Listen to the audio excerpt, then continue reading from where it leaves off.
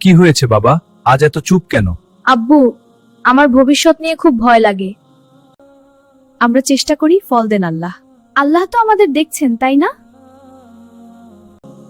যে আল্লাহর উপর ভরসা করে তার পথ কখনো বন্ধ হয় না।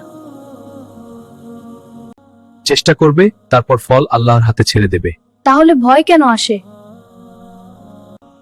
আল্লাহ, আমি চেষ্টা করেছি, এখন আপনার উপর ভরসা। আজকাল তোমাকে অনেক শান্ত লাগে। দোয়া করলে মন শান্ত হয়।